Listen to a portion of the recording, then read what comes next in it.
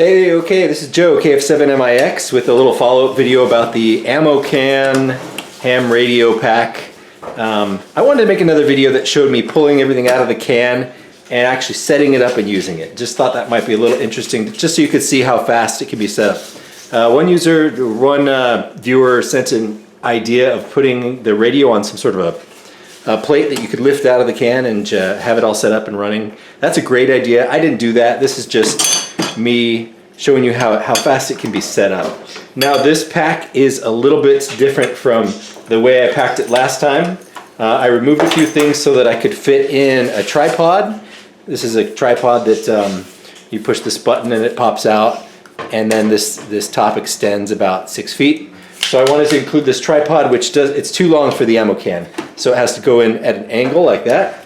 So I repacked it so that that would fit, also so that I could fit this GR8 1899T antenna and the whip for that. So I'm going to operate with this indoors, and we'll probably make a few contacts on JS8, but I'm going to set that up, stop the video and set this up so you don't have to sit and watch me fiddle with that. Okay, now the antenna is set up and I've got the coax run. The only extra thing I pulled out of this can while the camera was off was the 25 feet of counterpoise wire. It was just wire on a spool. But that's all ready to go, so let's go ahead and jump into getting everything else pulled out of here. You already saw with the last video mostly what all this stuff was, but I did pack in this 40-meter dipole. We're not going to use it. We're using a vertical because it's literally 5 feet away from the table. And we're running QRP, so that's not going to be a problem. Got a USB charging cable, the hand mic, which we aren't going to be using for digital. This right here is the power cord, and I'm going to set aside the things we're not going to use. But we will be using this battery, which another viewer said, hey, you got to cover those terminals. Totally agree with that. I have not bothered to build a cover for those terminals, but let's go ahead and connect up the power. So now we have a power source there. And then let's go ahead and pull out this other power source that we're going to be using is this USB brick.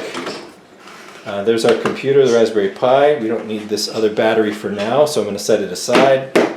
Over here.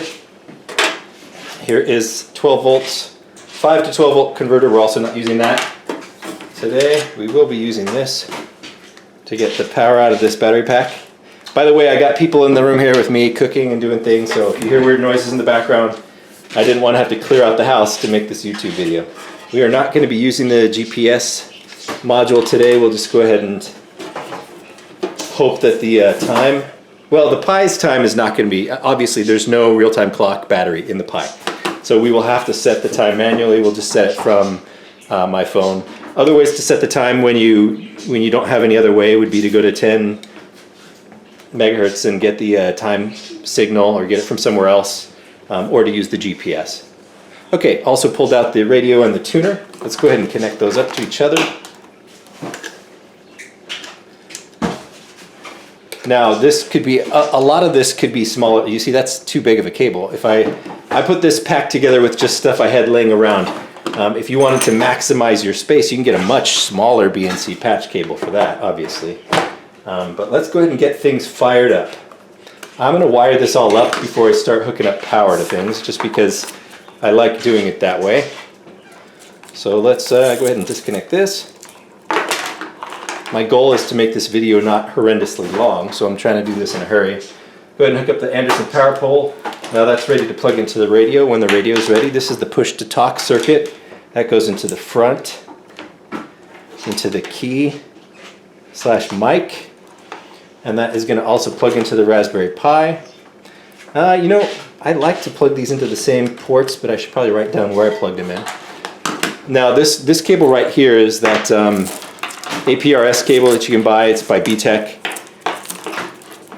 And it's actually just it's got galvanic isolation to protect, you know, your computer, but it's actually just plugging. I don't plug this in directly to the Pi or anything. It's got a TRRS end there, but I plug it into a USB sound card, so you're just basically making sure that you don't get any crazy signals going either way. So this is a standard Kenwood type jack. It plugs into the back. of the radio. Just plugs straight in. We got a lot going on the table, but just to summarize the connections, you have two USB ports going into the Raspberry Pi, and then you have power. Okay, and then on the radio, so far I just have the patch cable for the tuner. I've got the audio in the back and the push to talk in the front. So even though there's a lot of wires going on here, it's not overly complex. So we're going to go ahead and also plug in the antenna, because we don't want to transmit without that. Before we finish up here, actually I'm going to go ahead and pull this out and power it on so it can get started on booting up. There we go. This is an old Kindle Fire, so I'm going to let that boot up over here on the side. And then let's finish connecting this up over here. At this point I'm going to power on the Raspberry Pi by just giving it power. Okay, Raspberry Pi is powered on. Okay, not a pretty setup, and again you can make this a lot prettier if you wired up some shorter cables. Easily you could make that a lot prettier with a shorter patch cable, shorter cable for this audio. I mean, these are long enough so that you could have the computer on a desk and the radio somewhere else. With this particular setup they can be sitting right next to each other. Okay, so now our tablet is on. Let me just put that right here. And then let's power on the radio as well.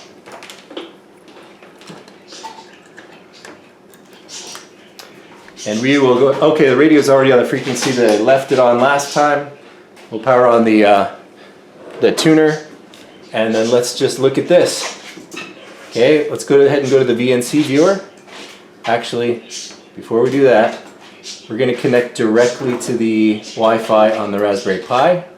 Got it named Radio Pi. Let's see if it finds it. Let's see if it's booted up properly. It's got its lights on over there. There we go.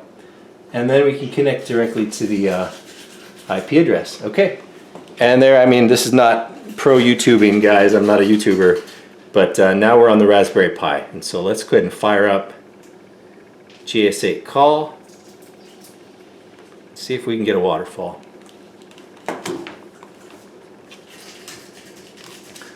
While we're at it, while we're waiting for that, let's go ahead and get Bluetooth going so we can get the keyboard connected. Alright.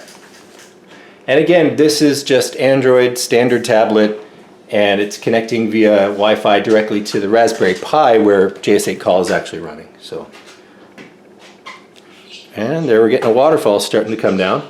I've got the waterfall set to a very slow speed, so you can, I don't know if you can see it in the video, but it's starting. Alright, now let's go ahead and send off a heartbeat and see how our, well, let's turn on the tune button here and see how the tuner is reacting to this vertical.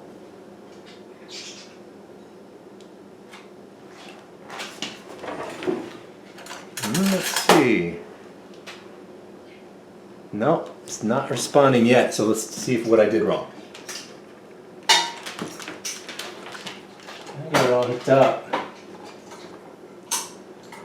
I got the counterpoise on it, I got the vertical plugged in. Let's reset the tuner and put it in tune mode and try it one more time.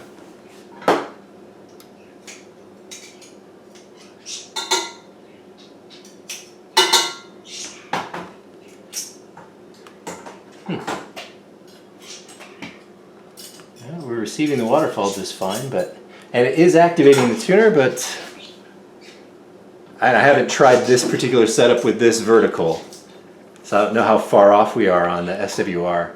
Although this tuner is, it's an ATU 10, and they're usually pretty good. It's only registering 0.2 watts. I'm going to go ahead and stop the camera and see if I can get this tuned up. Okay, we're back. I figured out the problem. I had this patch cable in the can, but there's an adapter here that wasn't screwed in all the way, so I didn't have a good connection. No problem, tighten that up and hit tune. Let's hit it again.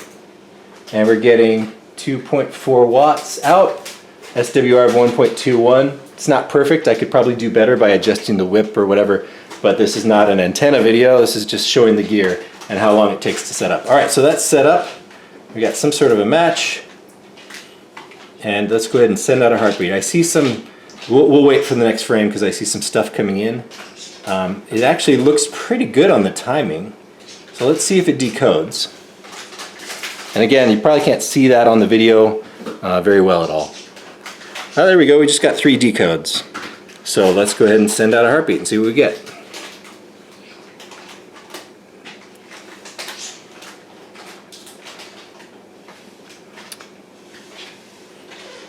All right, we're transmitting right now. It's actually getting 3 watts.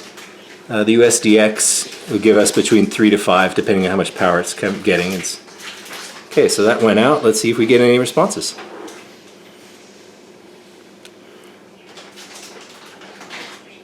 Again, this is a compromise antenna. It's indoor vertical with a 25-foot counterpoise, and we got responses from AD0OA, KD0YXI, and KB8UVN. So it is working. We are communicating, and that's about how long it took to set everything up, including a tiny bit of troubleshooting and the antenna part, which you didn't see. I would say the antenna took about 5 minutes to set up. It's a matter of attaching the antenna to the mast and running the counterpoise. Not a huge deal, but I didn't want to bother with it for this video. So you can see how quick it is to get out of the ammo can and operating.